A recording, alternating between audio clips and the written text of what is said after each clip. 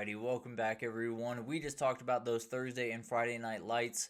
It's going to be really fun to watch those teams go at it. Very, very big time games. Nebraska, you got to get a win at Cincinnati, no doubt about it. And Boise State, kind of the same thing as South Florida against a very dangerous team that could make a CFP run if you let them. But let's get into some superlatives for this upcoming week.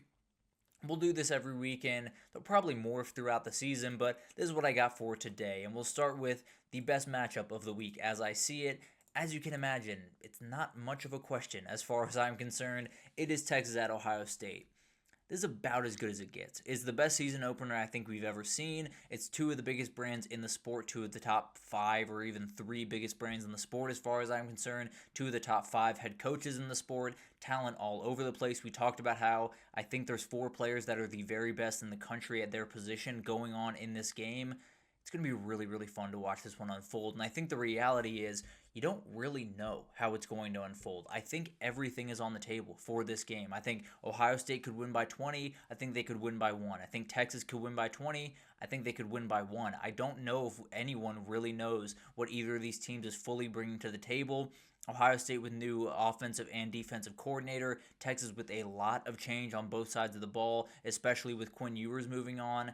It's going to be really interesting to watch this one unfold. I don't think either of these teams are fully locked in, prepared for this one, just because I don't know if you can be for a week 1 matchup against a team that is losing and changing so much as these two teams are. But at the end of the day, it'll come down to adjustments. But enjoy this one. It's about as good as it possibly gets in the world of college football. You have 2 of the best teams in the country, 2 of the best head coaches in the country, as much talent as you will see on the field as really any other game this year. And it's in one of the best venues you can possibly imagine in the Horseshoe. It's going to be incredible. It is college football nirvana, as I like to call it. Enjoy it all. It's going to be an awesome one. And then, just for fun, on Saturday night, you get to watch the best quarterback matchup I think you're going to get all year in Cade Klubnik versus Garrett Nussmeier. Now, you will get Cade Klubnik against Lenora Sellers, so depending on how you feel about those quarterbacks, you can kind of cut that either way. But this one's going to be awesome. It is 2 guys that have all the experience in the world, that are so comfortable in those offenses, that have incredible talent all over the place around them, and 2 coaches that are under real pressure this year, different pressure. Brian Kelly having to, get to the CFP, at least show that they're making big-time progress at LSU. Dabo Swinney trying to show people that he can win a national title. He is not the guy that has taken a step back because of the portal and is now in a position where he can win all the ACC games he wants. Once he faces off against a Georgia or a Texas, he's going to get beat. This is a game where you can kind of start to change that narrative at the very least. What I can promise you is there's going to be big-time throws in this game. There's going to be a lot of them. There might be a couple of mistakes in this game from these quarterbacks, but these guys are going to let the ball rip. There's no doubt about it. They are as confident as you will find in the country, and they very well should be. They have very, very good receivers on the other side, and I think it's just 2 quarterbacks that could not be more comfortable where they are. This will be an outright battle. I think these guys will exchange punches. I think they will go neck to neck. I think Cade Klubnik ends up winning the game. I don't necessarily think he maybe has the better game. I think Clemson just maybe be the more complete team, but I can almost promise you we're going to be talking about this game in NYC, whether it's one or both of these guys there. These guys are going to have a huge thing to say about the Heisman race, and starts on Friday with whoever can win this one. The underrated game of the week goes a little bit off the radar here, but Mississippi State at Southern Miss is such an interesting game to me, and it's really awesome for a number of reasons. Mississippi State brings in a lot of new players this upcoming year. I think they can, I don't want to say turn a corner, but improve a lot in the second year under Jeff Lebby. Southern Miss is essentially Marshall from a year ago. Charles Huff left Marshall, and just about everyone came over with him to Southern Miss. And they're playing this one in Hattiesburg. They're not playing it in Starkville. Mississippi State is going down to Hattiesburg to play this game. Dangerous. A very, very dangerous thing to do. I don't know why any Power 5 team goes on the road to a Group of 5 team, but that's neither here nor there. They're going to play this one in Hattiesburg, and it's going to be really fun to watch. Braylon Braxton is the quarterback for Southern Miss. He can make some really special plays. He can do some really special things out of the pocket, and if Mississippi State cannot get this guy on the ground very quickly, it might be a long day for that defense. And Fluff Bothwell on the other side, coming in from South Alabama for Mississippi State at the running back position. This guy should be able to flex his muscles in this one. He should be able to have a ton of yards, get Mississippi State fans very excited about what they're going to see this upcoming year. But the reality of this game is I think it could go all over the place. And I think the other part of this is, say Mississippi State loses this game, and they've lost to Toledo one year and Southern Miss the next year under Jeff Lebby. How quickly does that seat get hot? I don't necessarily know the details of the buyout, so I don't know how quickly they can do it. They already owe a couple other people some money, so it's going to be interesting what happens there. But I can tell you some fans would be very, very mad, and definitely some people at the very least would be calling for his job, whether that's fair or not.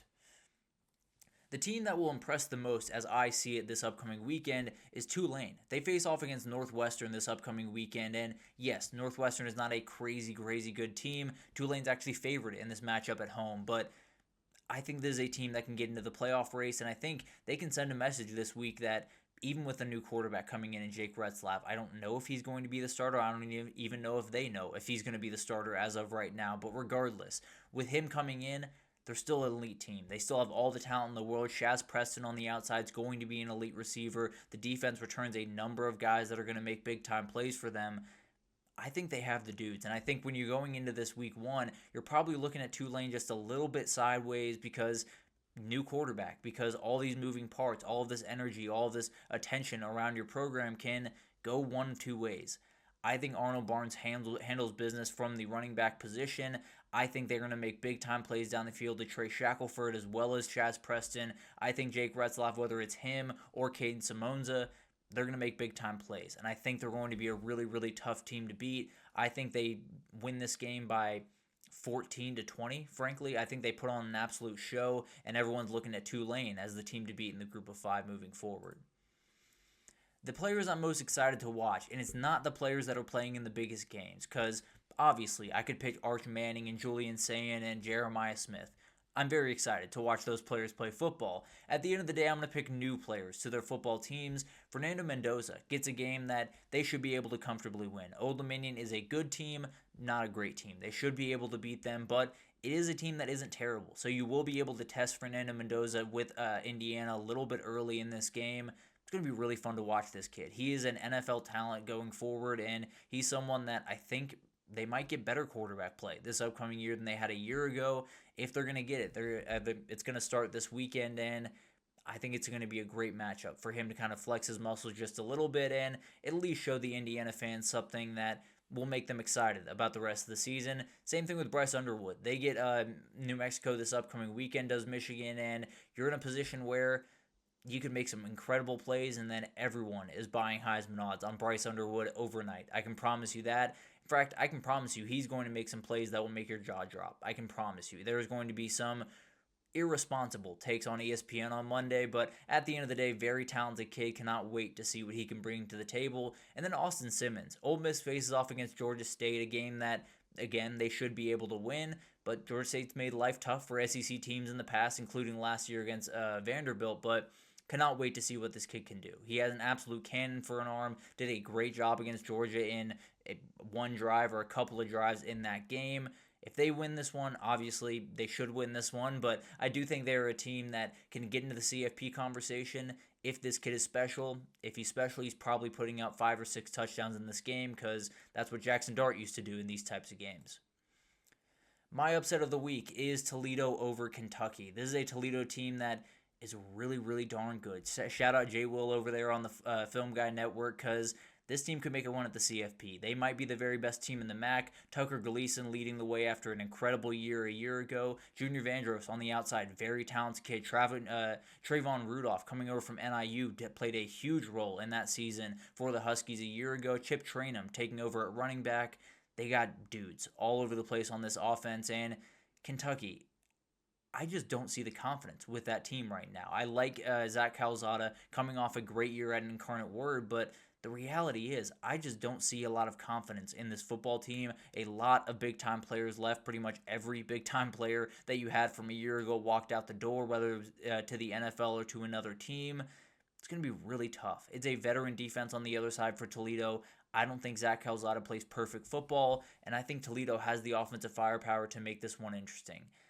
I just think Kentucky's in a really, really bad spot going into this year. I think Toledo's a very real CFP contender, and I think people will look back on last year's win over Mississippi State as not so much of an anomaly, just something Toledo does now. They beat SEC teams early on in the year. I think they top Kentucky in this week 1 and really start a massive year off in incredible fashion. It's going to be awesome. The week 1 is absolutely incredible. It's the best week 1 that I have ever experienced in my life. Cannot wait to get everything underway. We'll give some final thoughts on Friday. We'll obviously get into the Thursday night games that have already happened, then give some final thoughts for these big-time games this upcoming weekend. I'll give some hot takes for the upcoming season, maybe some teams that I'm rethinking as we go into this season, and a number of other things coming on Friday, a number of things to get into. Thank you so much for tuning in. Please do like, subscribe, comment, do all of that stuff. Means the world to me, helps out a ton with all the stuff I do here. At the end of the day, we'll be back on Friday to talk about what I consider the best week 1 of all time. It's going to be an incredible one. You now have all my picks. Tear them apart as you please. But come on back on Friday and we will have a great conversation about what was on Thursday and what will be this upcoming weekend.